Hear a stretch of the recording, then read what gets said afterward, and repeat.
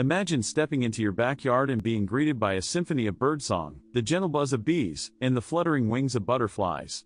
Sounds like a scene from a nature documentary, right? Well, today, we're going to show you how to turn your own backyard into a thriving wildlife sanctuary. But here's the kicker, you don't need a huge space, or even a green thumb to do it. Did you know that even a small balcony garden can make a huge difference? Stick around, because you're about to see how easy it is to create a haven for our feathered and winged friends. Hey everyone, and welcome. Today, we're diving into the wonderful world of wildlife gardening. We'll be exploring how to create a habitat that attracts and supports birds, bees, and butterflies, right in your own backyard. So, grab your gardening gloves, and let's get started. To attract wildlife, we need to understand their basic needs: food, water, shelter, and places to raise their young. First, let's talk about food. Birds love seeds, berries, and insects.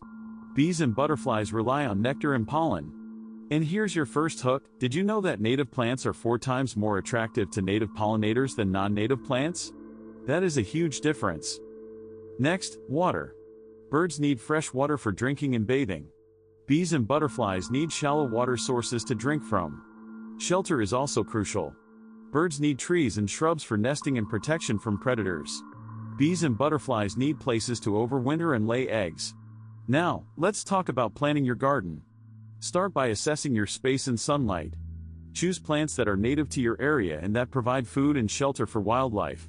A great tip is to layer your plants, from tall trees to ground cover, to create diverse habitats. Now, let's get into the fun part: choosing the right plants. For birds, consider planting berry-producing shrubs like serviceberry and elderberry. Seed-producing plants like sunflowers and coneflowers are also a great choice. And don't forget about insects. Birds love to eat caterpillars, so avoid using pesticides. Here is your second hook: did you know that certain plants are host plants for specific butterfly species? For example, milkweed is the host plant for monarch butterflies. It is essential. For bees, choose plants with a variety of flower shapes and colors. Native wildflowers like goldenrod, asters, and bee balm are excellent choices. And remember, avoid double-flowered varieties, as they often lack nectar and pollen. For butterflies, plant nectar-rich flowers like butterfly weed, zinnias, and lavender. And don't forget about host plants, which provide food for caterpillars. Now, here is a pro tip: plant in groups of the same species. This makes it easier for pollinators to find food. Providing water and shelter is just as important as providing food. For birds, a simple bird bath will do. Make sure to clean it regularly to prevent the spread of disease. For bees and butterflies, create shallow water sources by placing stones in a dish of water.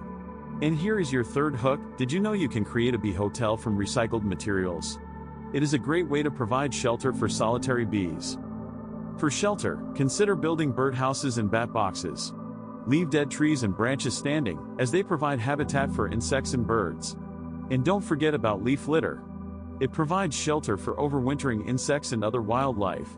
You can also create brush piles and rock piles for shelter. Remember, the more diverse your habitat, the more wildlife you'll attract.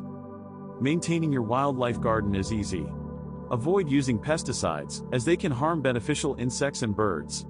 Instead, use natural pest control methods, such as hand-picking pests and using beneficial insects. Mulch your plants to retain moisture and suppress weeds. And don't forget to deadhead flowers to encourage more blooms. This is your final hook: did you know that a wildlife garden can improve your mental health? It is a fact, being around nature reduces stress and improves mood. Remember, a wildlife garden is a living, evolving ecosystem. Be patient, and enjoy the process of watching your garden come to life. And don't be afraid to experiment and try new things. The most important thing is to create a space that you and wildlife can enjoy. Creating a wildlife garden is a rewarding experience that benefits both you and the environment. It's a way to connect with nature and make a positive impact on your local ecosystem. So, what are you waiting for? Start planning your wildlife garden today. If you enjoyed this video, give it a thumbs up, and subscribe for more gardening tips and wildlife adventures. And don't forget to share your own wildlife gardening experiences in the comments below. Until next time, happy gardening!